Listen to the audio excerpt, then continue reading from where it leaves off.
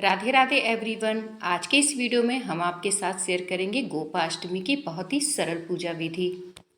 2025 में 30 अक्टूबर को गोपा अष्टमी का पर्व मनाया जाएगा।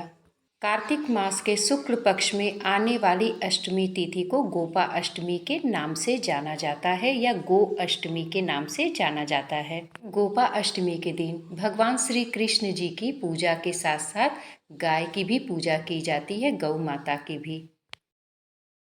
गोपा अष्टमी के दिन आप गाय की पूजा करते हैं तो बहुत ही अच्छा है। अगर आप गाय की पूजा नहीं कर पाते हैं तो आप पीतल की या मार्बल की, अगर आपके पास गौ माता है बछड़े के साथ, तो आप उनकी पूजा जरूर करें।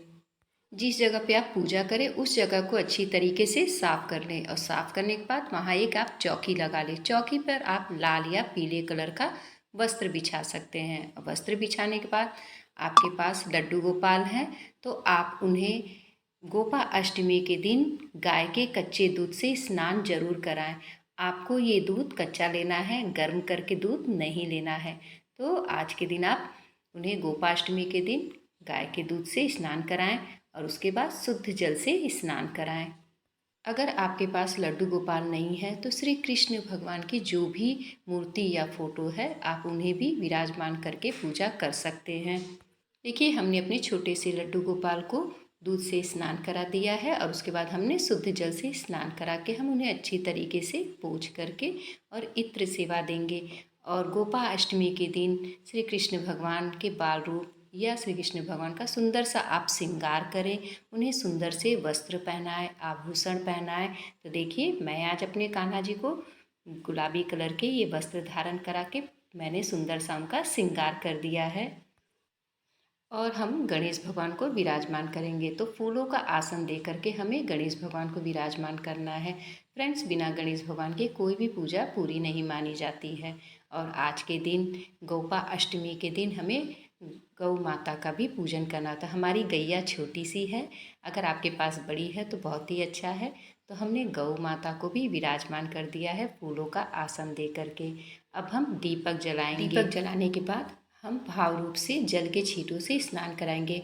हम गणेश भगवान को स्नान कराएंगे और गौ माता को भी स्नान कराएंगे। देखिए फ्रेंड्स, अगर आप गौ माता को स्नान नहीं करा पाते हैं तो जल के छींटे से भाव रूप से आप स्नान करा सकते हैं। तो हमने गौ माता को और गणेश भगवान को स्नान करा दिया है। और फ्रेंड्स, हमने देखिए अपने लड्डू गोपाल को पहले ही स्नान करा दिया है और उनका सुंदर सामने श्रृंगार कर दिया है। हम चंदन और रोली से तिलक करेंगे। तो सबसे पहले हम गणेश भगवान को तिलक करेंगे रोली से और उसके बाद हम श्री कृष्ण भगवान को तिलक करेंगे। उसके बाद हम गौ माता को तिलक करेंगे। गोपा अष्टमी के दिन गौ माता की पूजा को विशेष माना गया है।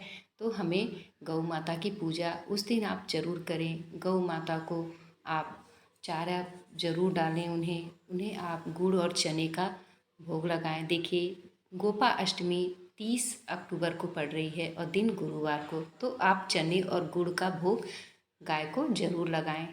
तो हमने चंदन और रोली से तिलक कर दिया है। अब हम वस्त्र रूप में कलावा अर्पित करेंगे। तो हमने गणेश भगवान को कलावा अर्पित कर दिया है और हम वस्त्र रूप में गौ माता को भी कलावा अर्पित करेंगे। आप गोपाष्टमी के दिन आप साड़ी, चुनरी, आप जो भी अगर गौ माता को अर्पित करना चाहते हैं तो आप अर्पित कर सकते हैं। देखिए, गोपा अष्टमी के दिन अगर आप गौ माता को चुनरी, साड़ी जो भी अर्पित करते हैं तो वो आपको दान करनी होती है। जहाँ पे गौशाला रहे आप वहाँ दान कर दे, या अगर आप वहाँ नहीं दान कर पाते हैं तो जो भी गाय का पालन पोषण करते हैं आप उन्हें दान कर सकते हैं। अब हम फूल अर्पित करेंगे। फूल अर्पित करने के बाद हमने दुर्वा अर्पित कर दी है गणेश भगवान को। और गाय को आप गोपा अष्टमी के दिन चारा जरूर डालें। तो हमने गाय को भी चारा अर्पित कर दिया है। और हमने आपको पहले भी बताया कि गुड़ और चने का आप उस दिन भोग जरूर गौ माता को लगाएं। गणेश भगवान का भोग हम अलग रखेंगे। आप किसी भी चीज़ का भोग लगा सकते हैं, मिठाई का, ड्राई फ्रूट का आप भोग लगा सकते हैं। देखिए, हमने तुलसी जी अर्पित कर दी है अपने छोटे से लड्डू गोपाल को और उनके भोग में भी हमने तुलसी जी रख दिया है। फल में आप किसी भी फल का भोग लगा सकते हैं। किसी भी मौसमी फल का भोग जरूर लगाएं। गौ माता को हमें श्रृंगार का सामान भी अर्पित करना है।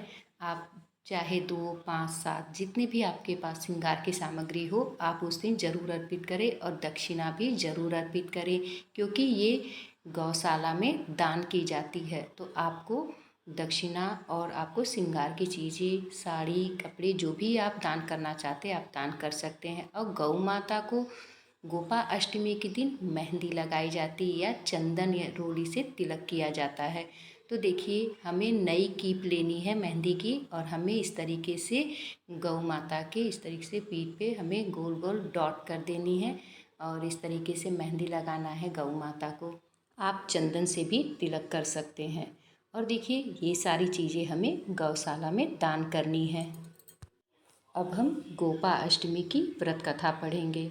तो व्रत कथा पढ़ने के लिए हमें चाहिए 1 लोटा जल और अपने हाथ में पुष्प लेकर के हम व्रत कथा पढ़ेंगे। फ्रेंड्स, आप गोपा अष्टमी के दिन श्री कृष्ण भगवान को, गणेश भगवान को, गौ माता को अक्षत भी समर्पित कर सकते हैं। आपको एकादशी के दिन सिर्फ चावल का उपयोग नहीं करना है। अगर आपके घर के आसपास गौ माता है तो आप उनकी पूजा सेवा जरूर करें, क्योंकि गौ माता में समस्त देवी देवता विद्यमान होते हैं।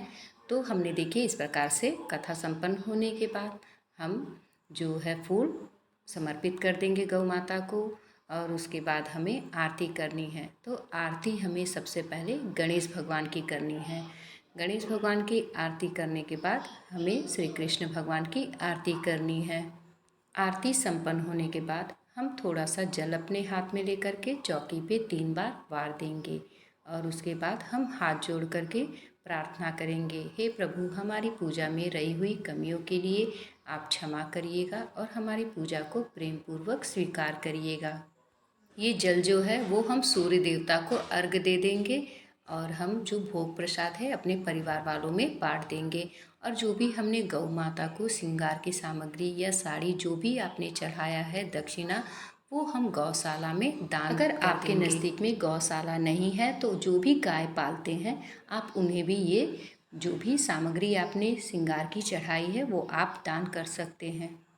आपको गोपा अष्टमी की ये सरल पूजा विधि अगर थोड़ी भी आपके लिए यूज़फुल हो तो प्लीज़ चैनल को ज़रूर लाइक करिएगा।